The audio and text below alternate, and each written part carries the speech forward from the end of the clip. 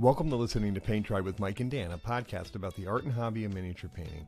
I'm Mike, and thank you so much for joining us on our continued quest to become better, braver, happier painters. Today, not a lot of fluff in the beginning. Just to let you know, we have a lot of content in the can already that we're editing and working on. And so a lot of exciting stuff is going on, and you're going to get a lot of episodes, weekly at this point. And so, but with that being said, today we have an awesome interview with Stephen Garcia. I had a chance to meet him at ReaperCon and see his Lion-O piece in person. It was absolutely stunning, and I can't wait for you to hear what he has to say. He's a fantastic painter and a great guy. So without further ado, Stephen Garcia. Welcome to the show. We're so glad to have you. Hey, thanks. I really appreciate the opportunity to be on with you guys. And this is awesome. This is my first post ReaperCon interview. So not only do we have a lot of just general hobby stuff to talk about, but there certainly is a lot of ReaperCon stuff to talk about for sure. Yeah, that was a great event, especially with all the craziness that's been going on for the last year and a half. Having that moment to kind of just catch up and immerse yourself with fellow nerds was definitely needed. Exactly. Yeah. I looked out and saw all those people painting in the main ballroom, and I'm like, my people, So before we get into the ReaperCon stuff, let's start out. Can you give us a little bit of your kind of hobby origin story, how you got started in this silly hobby of painting toys? Oh man, hobby origin. So I guess like a lot of people out there, GW was my gateway drug. My uncle, back in the day, easily 15 years ago, gave me my first. It was one of the metal. It was a Space Marine, of course, an assault veteran sergeant. And at the time, stripping a model was not even an idea in my head. So I must have painted that thing like 20 or 30 times. It just kept building up. It was probably just like a glob of paint by the time I threw that thing away. Or I'm pretty certain that I didn't throw it away, that I lost it, and that I probably cried for like 3 hours trying to find it. But yeah, so he got me into it. I'm still a very staunch GW fan. Their fluff and the mythos that they've created is second to none.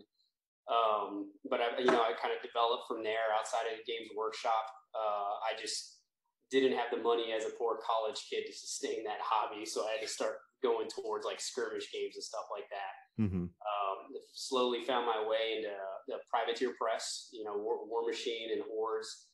At the beginning, in their infancy, they were still very much a skirmish game where you only need to have 8 or 9 models, like the whole, I can't even remember, the battle groups, I guess is what they used to call them. I think so, yeah. Yeah, and then from there, it just like scope creep, man. It just kept getting bigger and bigger before you needed it. Before you knew it, you needed a whole army to play a game, and that just kind of wasn't in the cards for the time that I have on hand to paint. I switched over to Infinity, and Infinity's really where I started really paying attention to my painting. Before that, everything was really just kind of like trying to stick to that good old standard of play it painted. I didn't really give that much thought to a lot of different painting aspects. But once I started painting Infinity figures, their sculpts are gorgeous. I think anybody who's known me for more than a few months or had a few conversations with me gets tired of hearing how much praise I give Corvus Belli and their sculpt. There are some models that you can truly speed paint, just like start slapping away, your 1, 2, 3s and your ABCs of painting. But the Infinity figures, I have never been able to speed paint one because the quality of their sculpt and just how their lines come across on their models, they really speak to me. So I got to slow down and paint them up. I got to do them justice. I got to try to do them right. Well, and it's another challenge too, because they're true 28 millimeters, so they are kind of on the smaller side as well for a lot of their pieces. Oh yeah, absolutely, and that even goes further to speak to their quality, because at their scale, nothing's lost. I mean, all the pistols are in scale, all the little pouches with their wrinkles are all actualized on the miniature. Sometimes you get you see the 3D sculpts online and they look awesome and you're just super excited. And then you get the product in your hand and you're all like, oh, wow, half those details didn't show up, or they're right. Super shallow and soft. So that just speaks to like why I love their figures so much, and I'm really grateful because that feeling that I have and that desire to want to paint them and do them justice really like made me slow down and pay attention to a lot of new hobby and painting principles that I just hadn't devoted any time to before. And from there, it kind of just slowly took off. I really tried to focus on all of the tenets of a good paint job. I started to care about color theory, ambience, light theory, all that stuff. And at one point, it just kept escalating. I started doing well in painting competitions, and then the scope creep kind of just kept at it, and did a few busts. I've done a few 75 millimeter figures, and that's kind of the evolution of what I've done playing games and where a lot of my painting, where that trajectory has led me up until now. Very nice. Now, one of the things I always like to ask about is any of the challenges you face, because I know a lot of our listeners out there, and even like me, get frustrated, think like we're plateauing, or see all these beautiful artworks and don't understand the effort that people put in to actually create them. Sometimes, are there any challenges that you faced as you try to up your painting game?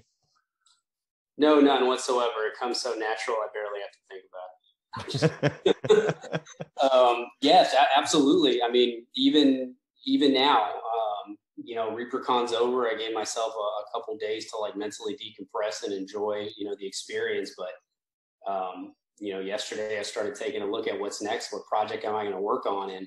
And that by itself, that conceptualization, it's difficult. Everything. I think another people who know me would probably point out quickly with my painting is just I've been told I'm very hard on myself when it comes to painting miniatures and my standard for things. And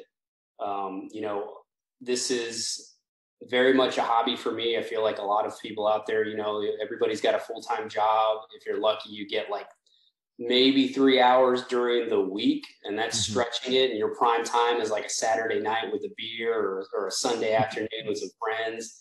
And even then, then it becomes a priority of, do you want to paint miniatures, or do you want to play with your awesomely painted miniatures? Which it's just time is always the factor. But I would definitely say that overall for me, like the biggest challenge is just getting out of my own head. It's really easy to be hard on yourself and to give yourself those really harsh critiques like so many artists out there. But at some point you do kind of have to just take a breather and realize the lessons in every paint job for what they are. If that lesson is focusing on the color theory, then I'm all about throw yourself at the color theory.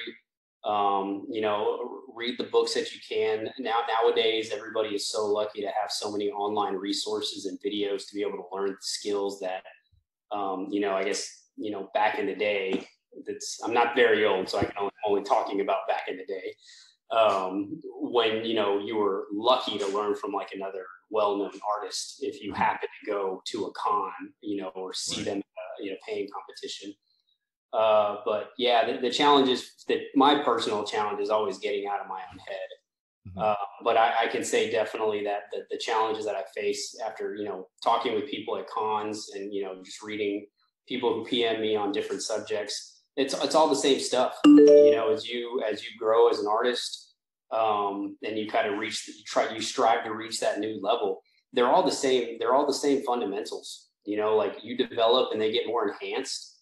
You might become a lot more detail oriented, but they are what they are. If you're looking at color theory as a beginner painter, you're still looking really hard at color theory as an intermediate painter, and then as an advanced painter.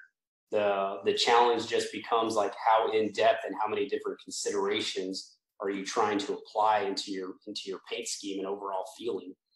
That by itself is also maybe a progression that people go through. Is when you start painting miniatures, all you really care about is like there is no ambiance. You just want to figure out, how do I put paint on this figure to make it look like that ultramarine, or to make it look like that Hordes character or whatever that you saw on the box art. And slowly as you develop, it's the exact same thing. As an intermediate painter, you're still figuring out, how do I make this model look the way that I want it, the way that I'm envisioning. And now it might not just be applying like 3 coats of paint and a shadow and a highlight. Now you're just getting a little bit deeper into creating some good gradients, giving it a little bit more ambiance, incorporating a little bit more of an advanced color theory. But it's all the same stuff from beginner to to pro. I feel like, at least for me personally, nothing's really changed. All the struggles and all of the time that it takes or that you spend thinking about these things, it continues to grow off of every previous lesson. Yeah, that's excellent. And it's interesting because, one of the things I was just thinking about, I don't know why it kind of, the looking at it kind of maybe not the same way, but still doing kind of the same things and novice, intermediate, and advanced. I was watching a video the other day and I would probably consider myself in the intermediate level. And there was a guy who was like, okay, this is the 7th midtone. And I'm like, that's a 28 millimeter figure. Nobody sees the 7th midtone on it. What are you doing? Like what? And so I'm like, I always wonder if too many of us maybe overthink some of it. You know what I mean? Like that we kind of creates we don't know anything and then we know too much to be dangerous. You know what I mean? Oh yeah, absolutely. I think I definitely see like a change between, somewhere in that scale of capability in a painter. I feel like there's a transition from like you spend a lot of time in the beginning, like doing a lot of tedious work. And then you start to slowly develop, like you start to realize like, I don't need this crap. Like I can drop these 5 steps and go straight to step 6 and it's not going to affect my final product. Right. Likewise, in the beginning, when you first start painting, you might strive to not make any mistakes. And if you make a mistake, then it goes, right to the simple green, no questions asked, just throw it in and start over. But I can definitely say that there was a point in my own painting progression where I had an epiphany that I messed up on some figure. I don't remember what it was, but whatever it was, I never had the thought and I didn't have to like throw it back into simple green. I realized, you know what? I can erase that one section that I did and repaint it. Mm-hmm. And it doesn't sound like a very big deal, but I was talking with a buddy one time and I was all like, hey, look, when you're able to erase your work and recreate it from scratch, you hit some type of a level. Mm-hmm. Because not many people can do that. They don't, as a beginner, I don't want to say not many people can do that. I can say like when you're growing as a painter, when you don't feel as confident, your default is to redo all of it because maybe in all of your tediousness, you haven't really learned the lesson and you're doing things by steps. So when you mess up, you want to, it doesn't occur to some people to just erase that one area as opposed to, I need to go back to step 1. And that means step 1 on the entire figure. So that would be I tell that to some people in terms of like, if they need to put some type of a marker on their progression, like, hey, look, you need to throw the whole model in simple green, or can you just erase and touch up that one area that you messed up? Mm-hmm. That's actually, it's really funny because I'm actually working on my first 75 millimeter figure. I figured I was just going to go right into it after ReaperCon, and I painted a green on the shirt, and I'm like, God, I hate that green. And this is the first time I didn't go, hey, where's the stripper? I actually just painted a different green on top of it. And it was like, oh, all right, that worked, and it's something that's funny. It's a habit that's hard to break out of because, man, I got to tell you, I really should have invested in simple green in the beginning of my painting career because of how much I've used. So let's go ahead and talk a little bit about ReaperCon because it's so fresh on our minds and stuff. How was the show for you? I had a really good time. Like I said, with the last year and a half, the craziness going on in the world,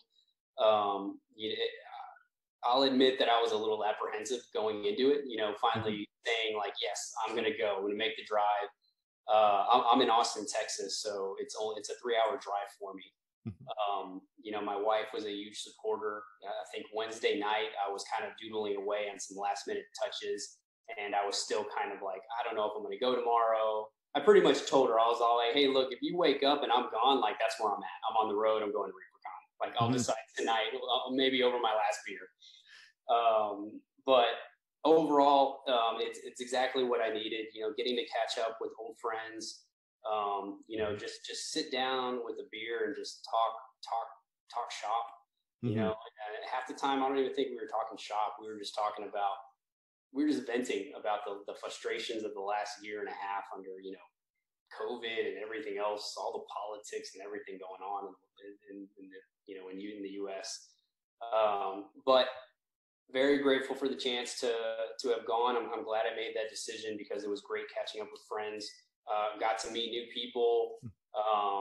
As far as the apprehension goes, I was pleasantly surprised, that the greater community was kind of looking out for each other. Everybody was masked up. There was no big dramatic scenes that I saw about people fighting over something like that. So that just immediately kind of told me like it set the tone, that first morning, of seeing everybody kind of like that and everybody just enjoying themselves while being safe. The painting competition, there's always great pieces in there. Yeah, there was there were so many good pieces this year. Yeah, I wish I could remember what they announced was like the final number. I thought they said somewhere in the 700s. Yeah, it was like 743 total entries and then 300 artists or something like that. Okay, yeah, that sounds right. And the quality in there is always great. I mean, we get. It's easy for some artists. There are some artists who are very well known because they have a very big social media platform. Mm-hmm. Of course, you have the other artists who are phenomenal artists, and they just, they aren't able to devote that time to developing the social portion of it. Right. And I love, ReaperCon has a lot of phenomenal freaking artists that just aren't well known. Right. And to me, it's a little bit of a shame because when I get to see their stuff in person, I'm just like, I'm blown away.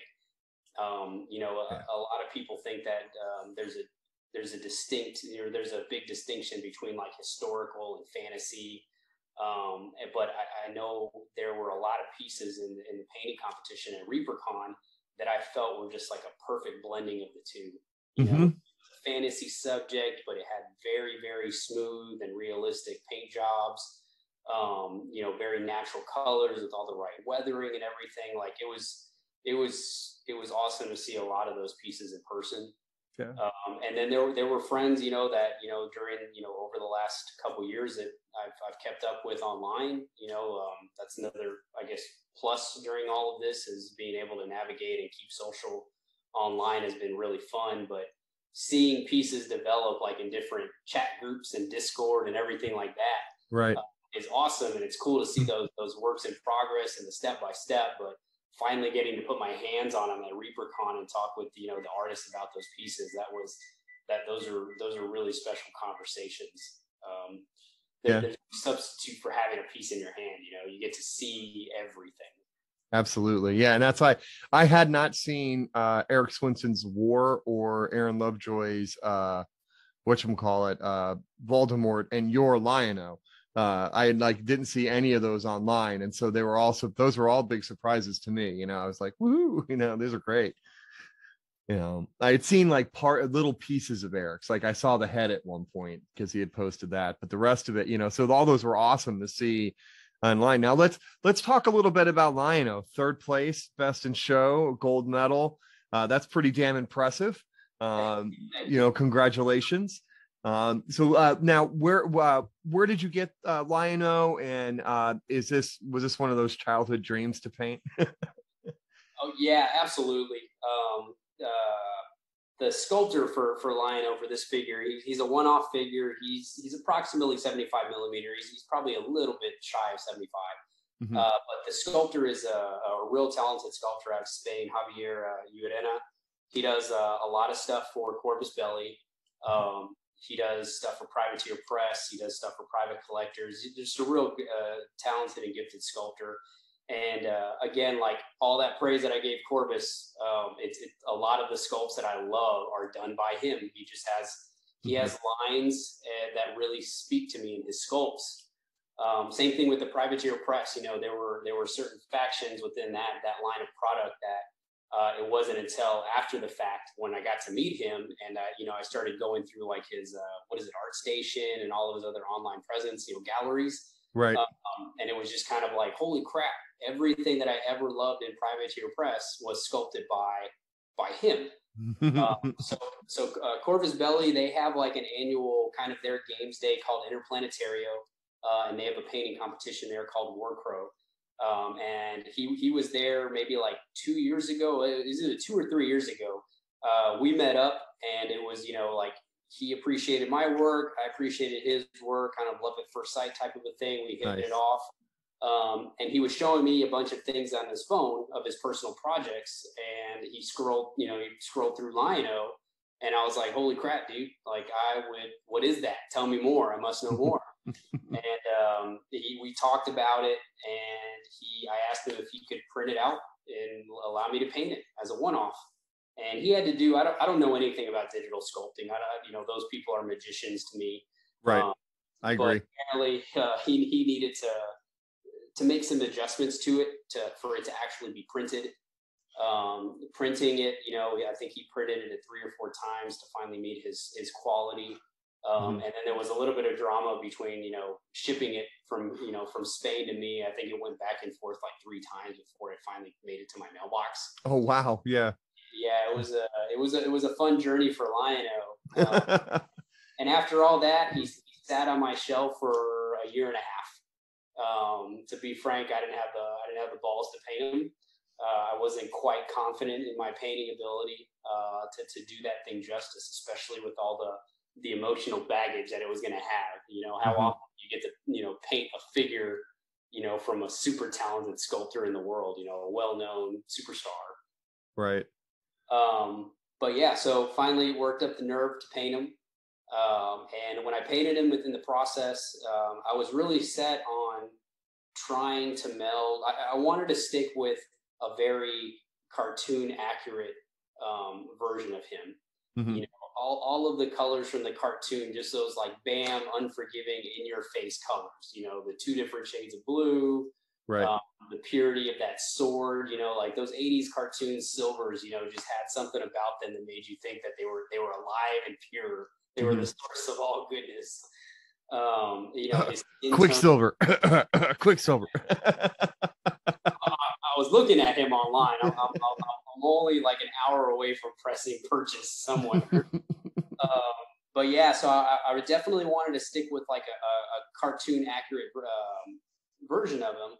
But then I also kind of wanted to make sure that I put a few different, more realistic aspects to even that cartoon version. So when you look at my version of them, if you look at like a lot of the areas around the face, have a lot more like peach, a lot of like more natural tan tones built into them. A lot of those like more natural lion features, I think I try to anyway. Kind of blend them into like a slight, like kind of like a middle ground between a more natural painting style and a cartoonish painting style. Gotcha. Same thing with like his elbows and his knuckles. If you look at his knees, his elbows, and his knuckles, there's a lot of tan tones in there and there's a lot of bruising and redness. He's got a couple scars that I painted on. Just small little touches to put that, that little bit of realism but primarily wanting to really stick with those vibrant cartoon aesthetics. So how did you come on the background with him, which is a 2-dimensional background and awesome, by the way? Thanks. So the background was actually something that I wanted to do from the beginning. There's that scene, of course, at the beginning of Thundercats during the opening song, when, thunder, thunder, Thundercats, ho. Mm-hmm. When he's holding it above his head with both hands, there was a screenshot that I took where the sky is like, I guess it's the sky around Mum-Ra's tomb. It's all purples and magentas and, pinks and some blues back there. And so my idea was to actually, I wanted to put that behind him. But early in the process, while I was painting him, I had going back to your challenges, your question, I guess clouds have been my most recent challenge and frustration. Clouds are not easy to do. No, they are not. I struggled with a lot of different ways to do them. Ultimately, I really wanted to stick with the airbrush because I wanted them to have I think the airbrush lends itself to a lot of those softer blends and transitions that you see in a lot of clouds. Mm-hmm. And then, of course, you're always learning and always growing as an artist. So I had to figure out how to do essentially, landscape, canvas art is where I took a lot of my lessons from. Mm-hmm. And so the clouds were created with a couple of different airbrushing techniques. Probably the best one was using a paper towel and just kind of like shearing it off at all these different cloud-like angles. Right. And then you pretty much use that as your template for the airbrush. Oh, nice. Yeah, that part's easy, but you got to be careful with it because there's a balance that needs to be struck between like the wispiness of a cloud and some of the hard lines of the clouds. Right. I think that's even more true with like the cartoon and comic style that I painted him in, because there are definitely some areas of the background of it where I feel that I wish I had gone back with like some really stark black lines and just painted in some of the outlines of a few of the clouds to really solidify that comic book feel to it. Right.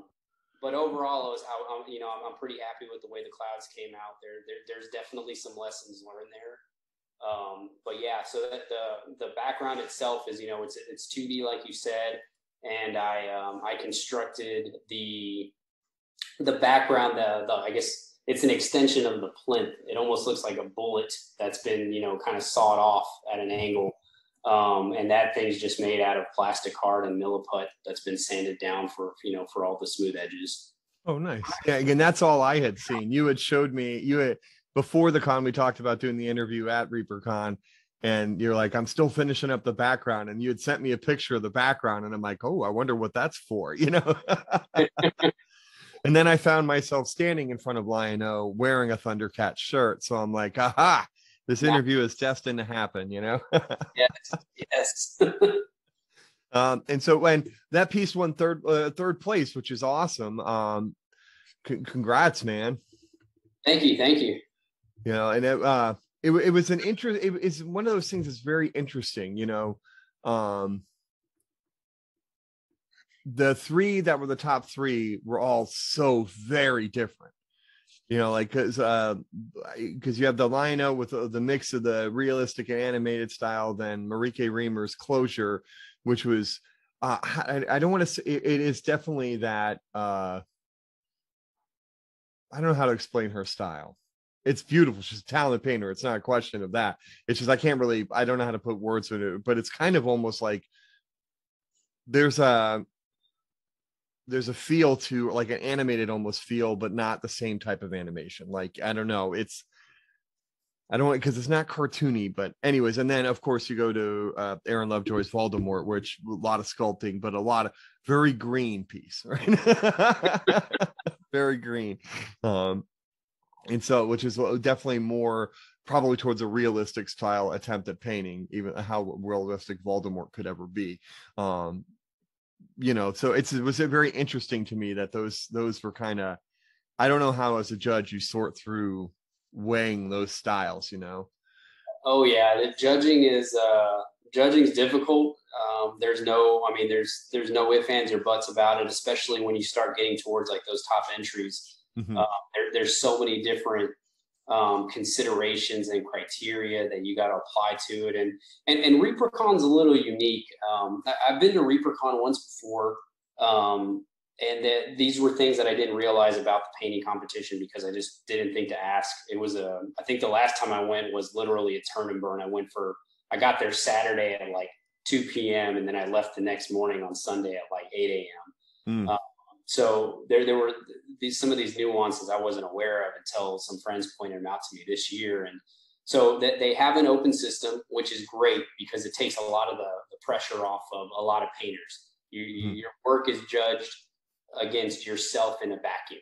There is no first, second, and third, whatever. If there are 100 entries and 50 of them are worthy of gold, well, 50 people get gold. If one of them is worthy of gold, one gets gold. But it's always it's that artist own critique against themselves. Have you grown as an artist? Was it better than what your entry was last year? And even that's kind of unique because ReaperCon does from what my understanding and what I saw this year, they do a really good job of cataloging people's entries. They do. I almost called BS on somebody who said it to me the first time, and then I was like, you know what? Maybe I should shut up until I go. Like, maybe I'll go ask. And I went to ask, and I said, hey, do you guys have pictures of my last entries? I would love to just take a look at them. And that was kind of my own test to see if this person, if they were speaking accurately or just kind of making an educated guess. And yeah, sure as crap, they had my entries there on file. So it kind of like, I don't know whether or not that during the judging portion, if they have the time with that many entries to go and take a look at past work. But the fact that capability is there if they wanted it is pretty awesome. I've never seen something like that. And then, so that's one unique thing. I mean, that's one unique thing about how they do their open system, which is a great system. But then for the best of shows, it's kind of it's a fan favorite award. Mm-hmm. So with that, of course, everybody who enters has a ticket, and on that ticket, you're allowed to put, whatever you think the best in show is. And then those get tallied up.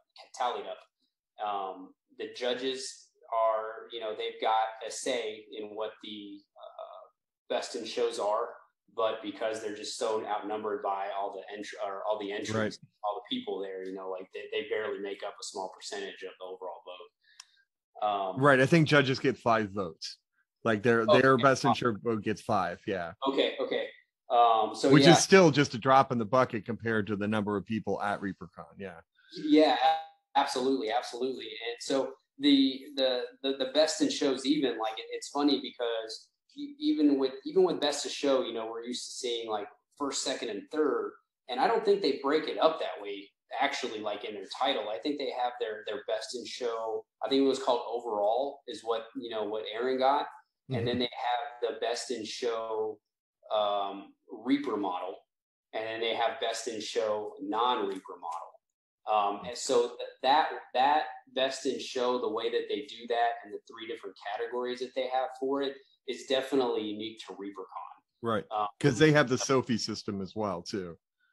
Exactly. Yeah. So I mean, I got it. It's ReaperCon. It's a Reaper event. I love that they take the time to highlight their own line of products. With special awards without negatively impacting other non-Reaper miniatures there. Right. I think because of that, I mean, overall, it's definitely a good competition. I think for any level of artists to throw their work into, because that there were some high-end artists there, great, not only well-known, but also like in capability, they're advanced painters. And I feel like all of that work was still acknowledged for what it was. Not only did they get golds in their categories, with their work, but just the conversations, the fun banter and competition that, that the artists have internally, like Eric and I weren't necessarily like talking crap to each other about our pieces, but it was fun to consider, like, oh man, like, maybe one of us could get best in show. Maybe it'll be you, maybe it'll be me, Aaron, whatever. Like those are just really fun conversations to have in that environment. And I think that the way that ReaperCon does their competition still facilitates and fosters that camaraderie between the artists. Yeah, absolutely. And then you have like weird one-off things that happen. Like my weekend was crazy too with that. I was in a situation where I thought I was done because I found out they had switched where my models were. Oh. and so they had put I had 3 entries and they had 2 of them in the same place. And when they got through the bronzes, I'm like, well, damn it, there goes my night. My night is over. So, because I found out, like, yeah, Eric told me right before they had started that they had put 2 of my models in the same. They had the painters division, which was straight up just paint job. And then they had the open, which was, I misunderstood.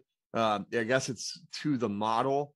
I thought there was a basing aspect of it as well. So I put my guy with the gear tree in open because that's what I thought, because I scratch built the tree and such. And so, but they put him in painter. So yeah, it was weird.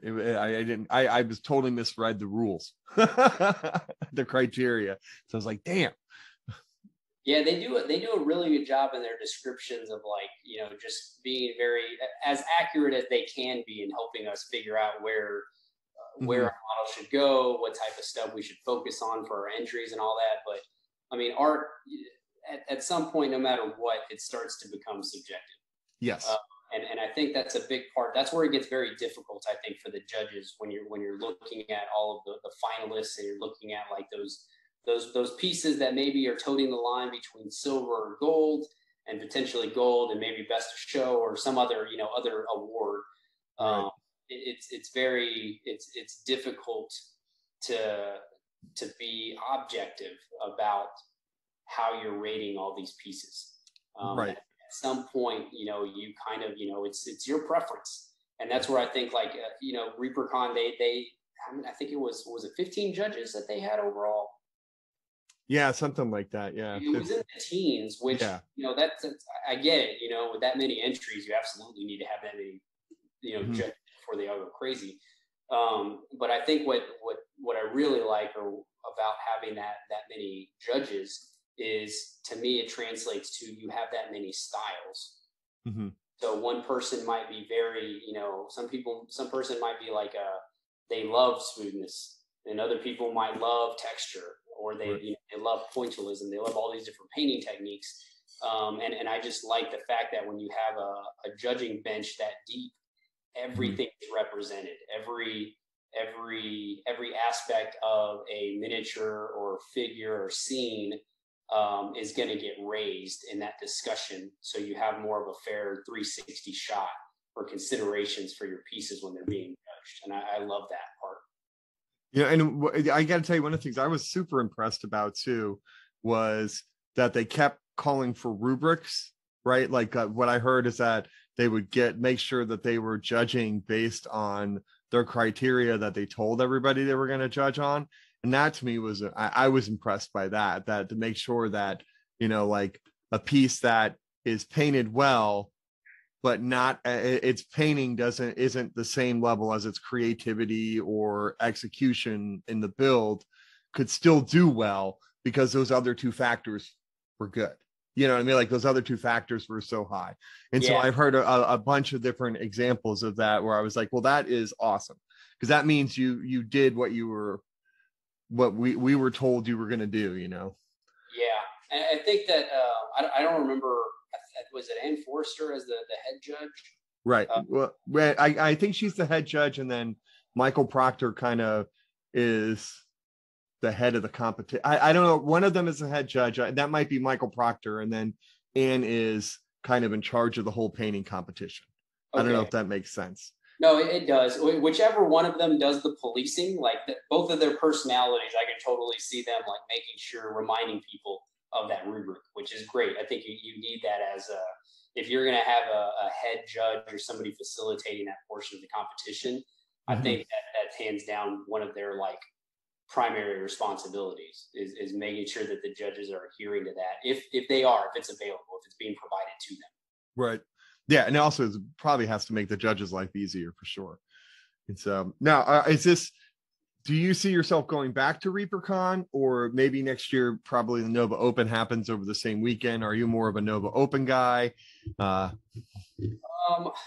be fair, I will say that Reaper does not appeal to me, Steve Garcia, as much because I'm not a D&D player. I don't play the games that they produce. So going to the going to one con that has like a bunch of different gaming systems represented versus like just one manufacturer specific event. I'm going to rationalize going to the event that's got more, more bang for your buck type scenario. But that has nothing to do with the quality of the paint show or the painting competition or anything like that. It just comes down to like, if I'm only able to go to 3 cons in a year, I'm probably going to want to go to one that has something that, something that interests me a little bit more. If I can play a side game of like Kill Team or Infinity or something like that, I'd probably do that. I've also never been to Nova, and I'm very, I want to go to Nova, and I think it's silly, and it's a shame that it happens when you have like multiple cons happening over the same weekend. Agreed. I can't imagine that. It's too easy to send an email to somebody else, and just be like, hey, I'm going to be on the 25th. Can you be on the 31st, or something like that. But I get it. You got to prioritize what you got to prioritize, right? Yeah, it's the first long weekend in the fall. And so I think that's probably the biggest draw, is that you can have that 4-day con, because a lot of people have Friday and Monday off, or easier to take Friday off. Absolutely. If it came down to, if I can go to ReaperCon, I will. And it's nice that the ability to go is so easy for me with a 3-hour drive. Right. It would have to be a very deliberate, like, no, I'm going to Nova because I'm going to teach there, or because, the next time it happens, it's going to be my first time. Like, that'll be a big milestone. Sure. But after that, it might just be like, maybe I switch between the two events from year to year. Because I don't think either one of them is ever going to change their dates. No, I don't think so either. I think we're stuck at it, even though the Nova has all new ownership now. I think that's all. I think those are going to be set in stone for sure, and sad too, because Nova's 20 minutes from me. Like, it's like I don't even bother with a hotel room because I'm there in literally 20 minutes. Yeah, I don't blame you. So let me ask you this. We've talked about ReaperCon and kind of Lino stuff. Let's talk about some other type miniature stuff. So now, Linos in the past, are there any other miniatures out there that you would like to see be made that haven't been made yet? And my typical example I give people is, I would love to see the characters from Stephen King's Dark Tower series come to life in miniatures. Is there something like that you want to see? Oof, that's a tough one. I'm a huge comic book fan. I'm also a very big Joe Madureira fan. Battle Chasers, his run on like X-Men and stuff like that. Those would probably be characters that I want to see, to be honest. It might not be the most exciting thing, because you can get larger figures of, 75 millimeter figures of like different comic book characters. Right. And I think actually in my drawer, I've got about 4 different versions of Thor that I But if somebody created a Joe Madureira inspired version of Thor, I would probably gladly pay all of the cost of those other 4 miniatures that I have of Thor, and would do it in a heartbeat. Like, I would empty my bank account to get that figure. Nice. All right, let me talk to some sculptors here. All right, so let's have a little fun. Let's do a bit of a lightning round. So I warned you ahead of time about it, but not I didn't go into too much detail, because I want to kind of get your gut reactions to some of these questions. Some are funny, some are based on kind of hot topics that are always part of the miniature painting world. All right, okay. So are you ready? Yeah, I'll try not to swear. No, we don't worry about that here. Whatever comes out, comes out. So I'll ask the first softball question. When was the last time you drank your paint water? Oof, 4 months ago. The other glass had some tequila in it, and of course led to me picking up the wrong glass, and it was my paint water. Nice. Now, do you often rinse your paintbrush in your drinking glass? No, I just probably couldn't see straight at that point. But hopefully see what you were painting, right? That's what I say now. People always ask me what's my secret to painting, and it's tequila. That's my secret. Nice. Excellent. The gods of the paintbrush descend upon you and say you may paint with only one paintbrush. What type of brush and what size? Ooh, Winsor Newton, series 7, size 2. Size 2. All right. Excellent. Non-metallic metal or true metallic metal, and why? Non-metallic metal, because you can control it more. You just have more control over it. Everything's much more deliberate. You got to put your contrast where it goes, your highlights where it goes. There's no metal flakes to do some of the work for you. Now, you have to choose one type of paint between heavy body acrylic inks, model paints, or oils. Whew. Heavy body. Heavy body acrylics? Heavy body acrylics, yep. Nice. What's the reason why for those? Oh, man. I still think that heavy body, they're the most versatile of everything that you told me. Oils come in at a close second for versatility, but I think the heavy body, you can make a pseudo ink out of it. And the model paints, the same thing. As long as you feel comfortable with what you're doing with the heavy body, as long as you have that dilution control, you're fine. Excellent. See, easy questions, right? For this for the lightning round, just a few. It's always it's one of those things that I try to switch it up a bit, just to make artists laugh, because we the number one thing Dan and I don't do is take ourselves seriously, because our motto that everybody else knows about is better, braver, happier painters, but the true original motto was we suck at painting, so you don't have to. So with those said, one of the things I like to wrap up the interviews with is, as we continue our journeys to become better, braver, happier painters, is there some advice that you could give our listeners? Oh man, to be better painters. Any of it, better, braver, happier, or just generic painting advice? Don't take yourself too seriously, and know when to be done with the project. Take what you can from it, get your lessons learned, and move on to the next one with your head up. Awesome. So, Stephen, can you tell our listeners where to find you? I am at 1106 Glendalough Drive. I'm just kidding. I'm on Instagram under Torcathor. Okay. You can find all my work there, and then I'm on Putty and Paint as well. I think for Putty and Paint, if you search my name, I'm on there. I can't remember if I'm Torcathor or STGA1787. Yeah, we'll put the links in the show notes too, so that way people have the ability to quickly grab it. And one of the things we like to do is use the artist's work to promote we'll watermark it and everything with your name and links to it, but to promote the episode so it grabs people's attention and they go, oh my God, who painted that? And then they can read the episode and go, yes, Stephen Garcia now has we have 7 listeners, so we're hoping we can help get you 7 more followers, That'd be great. Well, thank you so much, man, for being on the show. It was really awesome to meet you in person at ReaperCon. I wish we would have had more time to hang out. Yeah, right on, brother. Thank you so much for having me on here. I always appreciate and I'm humbled by these types of by these interviews, and just having a one-on-one with somebody to talk shop is always fun. Dan and I would like to thank Stephen Garcia for joining us today. We really appreciate him taking the time out of his busy day to share his personal hobby journey with us. You can follow Stephen at Torcathor on Instagram. That's spelled Torkathor.